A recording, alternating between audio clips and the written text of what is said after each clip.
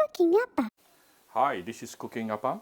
Today I'm going to cook Xiong Tong Yu, special broth steamed fish. There's one very famous restaurant who actually invented this I think originated from Puchong.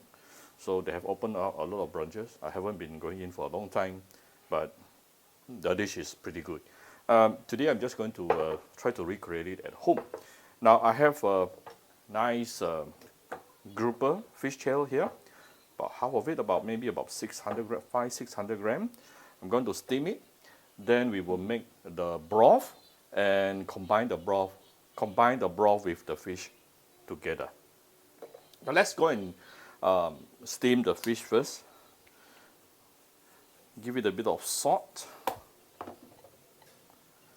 Give it a few pieces of ginger on top. And send it to the steamer and steam it for approximately, I would say, about 10 minutes. So next thing is to make the broth. Now, usually they will actually add more seafood to other than fish. They can add some prawn, which today I'm going to add in some prawn as well. And also they will normally add, sometimes they will add some clams or some sotong or squid, yeah? So I only got shrimp here, the prawn here, so I'm just going to add a few prawns here. And what we do next is to make the broth. The broth, you will need few things here. I'm going to make use of two different broth combined together. Now, most of the street food or restaurants that you are eating outside, usually the broth is a combination of broth. Example, if you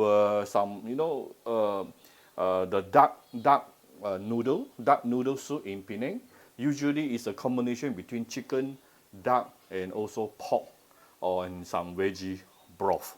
So it's always a combination of broth that gives you the more full body flavor.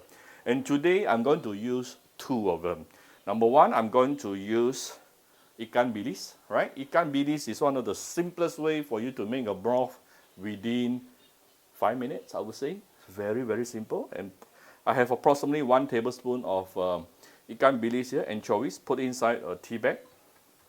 Then second broth, I'm going to use chicken stock.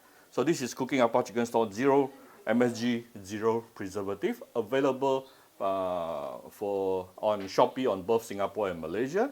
This can give you chicken stock in 2 seconds, very fast. Yeah, just put about 1 to 2 teaspoons into some hot water. Immediately it is chicken stock, very flavorful and super natural.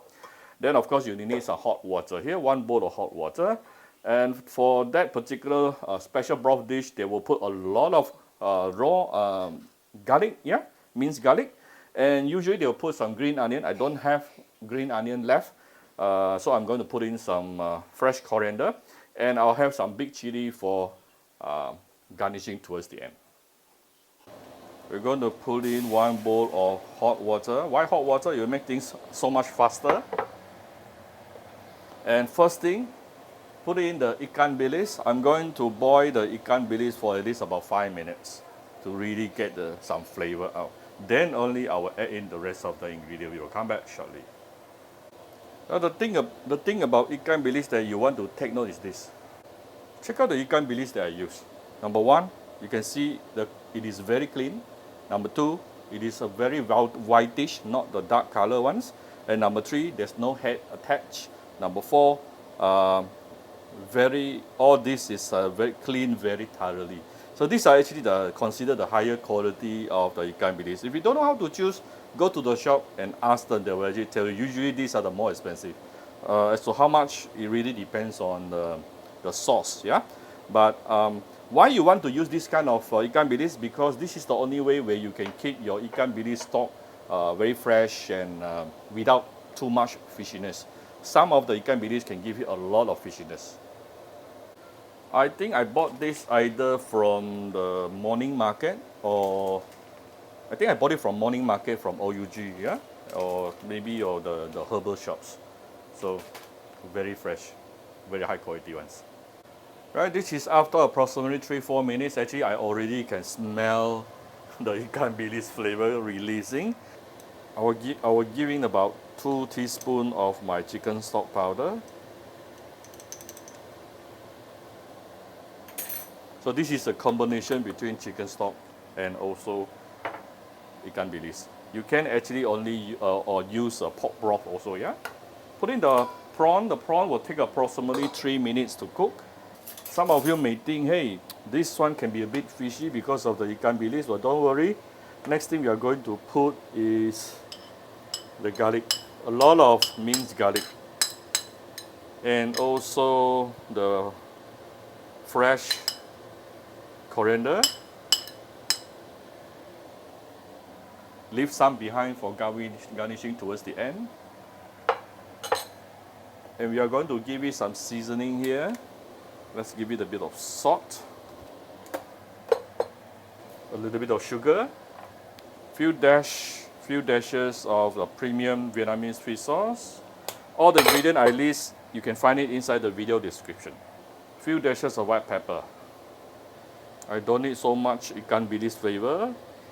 Halfway, we can actually take it up. Yes, done its job. You can put a bit of Shaoxing wine if you like.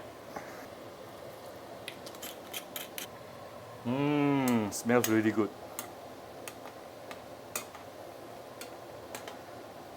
Basically, once the prawn is fully cooked in about 3 minutes, then this broth is ready.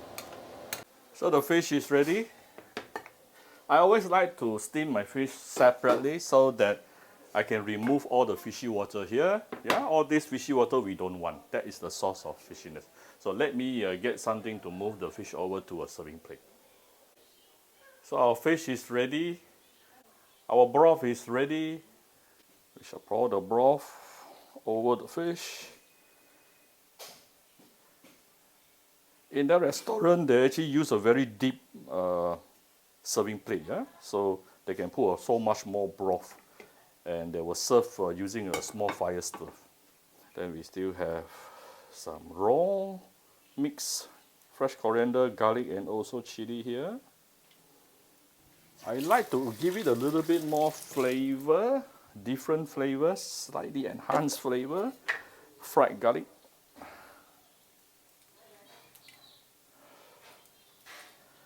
Right. And a few dashes of white pepper on top. There you go. Done. My xiong tong yu is done. Nice, right? You can drink the broth like a soup. If you like my video, do share my video on your Facebook to your friends. Come Cooking Appa Facebook fan page to click like and follow button. Follow Appa on Instagram and subscribe to Cooking Appa YouTube channel. Thank you very much. Bye-bye.